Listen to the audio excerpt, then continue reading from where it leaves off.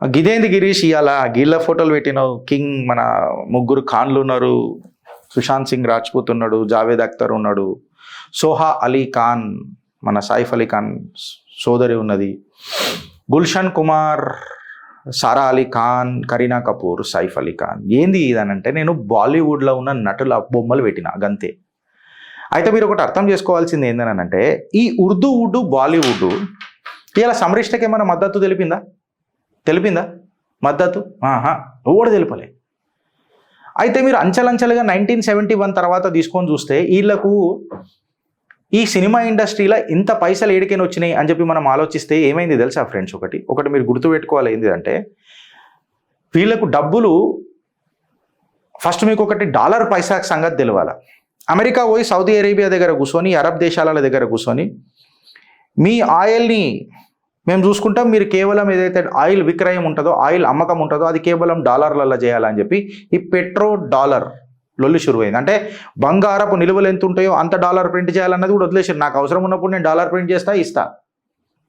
ఇది డాలర్ పెత్తనం ఉండి ఇట్లా నడిచింది. ఇవాళ అరబ్ దేశాలు కూడా ఏవైతే ఆయిల్ అమ్ముతుందో వాళ్ళకి అర్థమైంది ఏంటంటే ఇక రాను ఆయిల్ కూడా పెద్దగా అమ్ముడు పోదొచ్చు ఫ్యూచర్లో. డాలర్ కూడా చాలా పీక్కి స్టేజ్కి రీచ్ అయిపోయింది, ఇక దాని పతనం పడిపోతుంది అని చెప్పి మొదలై వాళ్ళ ఆల్టర్నేటివ్స్ వాళ్ళు చూసుకున్నారు. అయితే ఇక్కడ చాలా వల్నరబుల్గా ఏమైపోయింది అని అంటే ఈ డాలర్ యూసేజ్ భారతదేశంలో ఎక్కువ ఈ ఉర్దూవుడ్ బాలీవుడ్లతో మొదలైంది. పేమెంట్స్ వీళ్ళకి ఇక్కడ డాలర్లలో వచ్చేసరికి, పెట్రో డాలర్లలో వచ్చేసరికి, అదే గిరీష్ పెట్రో డాలర్లలో మాట్లాడుతున్నాం అని అంటే ఇప్పుడు నేను పేరు చెప్పకుండా మీ అందరికీ తెలిసిపోతుంది. ఒక్కోడు ఉంటాడు సినిమా యాక్టర్, వాడికి టర్కీ దేశంతో, చైనా దేశంతో చాలా సంబంధాలు ఉంటాయి. ఒక్కోడు ఉంటాడు కువైత్తో, ఇరాన్తో మంచి దేశాలు ఉంటాయి, సౌదీ అరేబియా దేశాలతో ఇంకో కొనుక్కుంటాయి. ఒక్కోడికి మంచిగా పాకిస్తాన్తో కూడా మంచి రిలేషన్స్ ఉంటాయి. పాకిస్తానీ యాక్టర్లకు భారతదేశంలో చాలా పెద్ద పీట వేస్తారు. ఇన్ఫ్యాక్ట్ మీరు 1971 తర్వాత తీసుకొని చూస్తే పురుషులలోనేమో బాలీవుడ్లలో ఈ ముగ్గురు ఖాన్లు సూపర్ డూపర్ హిట్ అయినరు. మన ఈయన పేరైంది గుల్షన్ కుమార్, హీనంగా కాల్చి సంపబడ్డాడు. Reasons may be different. Javed Akhtar రాస్తేనే స్టోరీ, ఆయన రాస్తేనే పాట, ఆయన రాస్తేనే మాట, ఆయన రాస్తేనే ఆట. అంటే ఇక రాసేటోళ్ళు తెలుగులో మన హిందీలలో ఎవరు లేడిగా, కేవలం ఉర్దూవుడ్ రాయాలా, బాలీవుడ్ దాన్ని ఆచరించాలి.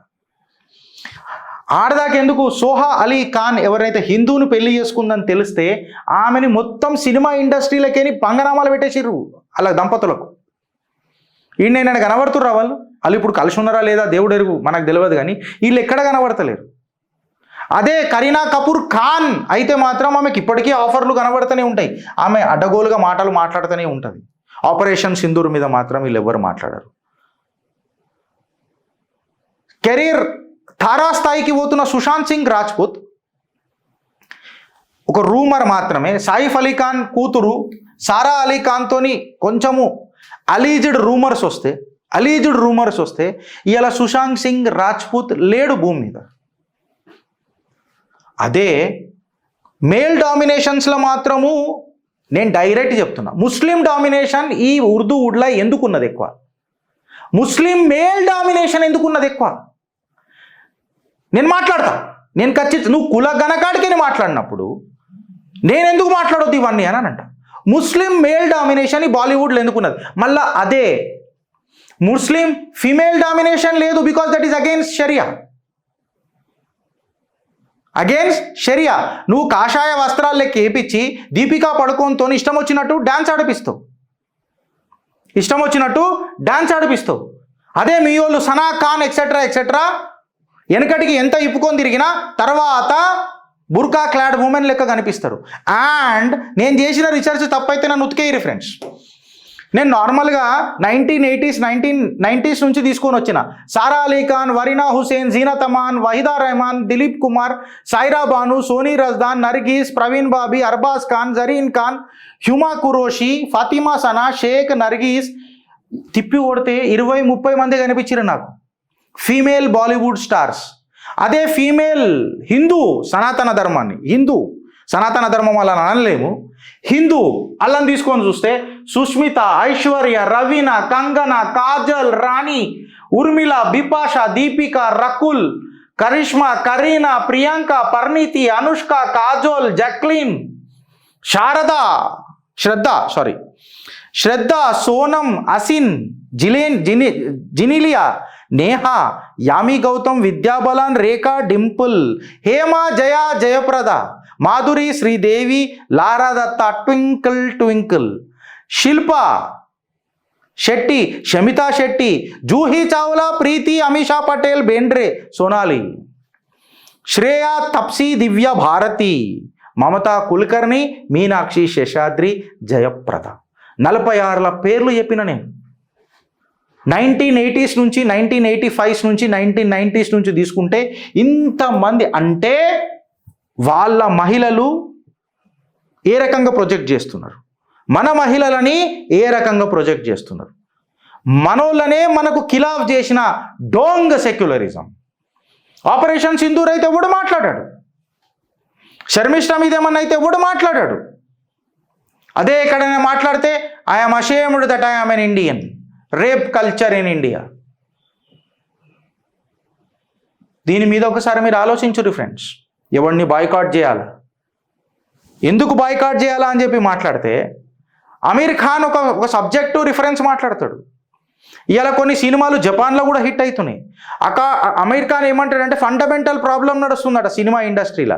ఏంది అని అంటే మనం అందరం పోయి థియేటర్లలో సినిమా చూడాలంట, ఓటీటీలో ఎందుకు చూడాలి, దానికి ప్రమోషన్స్ ఎందుకు అంటే సినిమాలు ఎందుకు చూడాలరా నువ్వు అంటే క్వాలిటీ ఆఫ్ ది ఫిలింతో సంబంధం లేదంట అమీర్ ఖాన్కి. మనం పోయి థియేటర్లలో చూడాలంట. వీళ్ళు అయ్యా జాగిరి మనకు నింపిండు తిజోరీలు అన్నీడా కంకిల పొట్టు, మనం పోయా కంకిల పొట్టు పెట్టి చూడాలి. వీడికి ఎట్లున్నా కానీ అంటే అమీర్ ఖాన్ మాట్లాడతారంటే భారతదేశంలో 140 కోట్ల జనాభా ఉన్న 10,000 స్క్రీన్లే ఉన్నాయంట. అదే అమెరికాలో మనకంటే 1/4 పాపులేషన్ ఉన్న వాళ్ళకు 40,000 స్క్రీన్లు ఉన్నాయంట. చైనాలో 90,000 స్క్రీన్లు ఉన్నాయంట. ఆన్ యావరేజ్గా ఏదైనా మంచి మూవీ పెట్టాలని అంటే 10,000 స్క్రీన్లలో 10,000 స్క్రీన్లలో ఈ సినిమా నడవదు కాబట్టి ఒక హాఫ్ స్క్రీన్లలో నడుస్తుంది, 5,000 స్క్రీన్లలో నడుస్తుంది అని అంటే సుమారు 3 నుంచి 3.5 కోట్ల మంది చూస్తారు, which is 2% of the Indian population అని చెప్పి మాట్లాడతారు. మిగతా వాళ్ళందరూ ఓటీటీలో రిలీజ్ చూస్తే సినిమాలు ఎందుకు చేస్తున్నాడు అంటే చెయ్యకు. ఓడేమని అన్నాడు, ఓటీటీ ఈస్ కిల్లింగ్ ఇండస్ట్రీ అని అన్నాడు. అసలు నీ సినిమా ఓడి చూడడానికి వచ్చిండు. దరిందర్ జమీన్ పే నీ సినిమా, దరింద్రే జమీన్ పే నాయతో దరింద్రే తెరే పిక్చర్ మే. నువ్వు తీసిన సినిమాలు గట్లనే ఉంటాయి. సమస్య వచ్చినప్పుడు ఎప్పుడు అన్నిటిలో నిలబడ్డరా ఈ సినిమా ఇండస్ట్రీలో? ఒకసారి మీరు ఆలోచించుర్రి. ఈ పెట్రో డాలరా ఏడు దాకా తీసుకుపోయినాయో ఒకసారి మీరు ఆలోచించుర్రి ఫ్రెండ్స్. ఆలోచిస్తారా లేక అనుభవిస్తారా? భారత్ మాతాకి జై.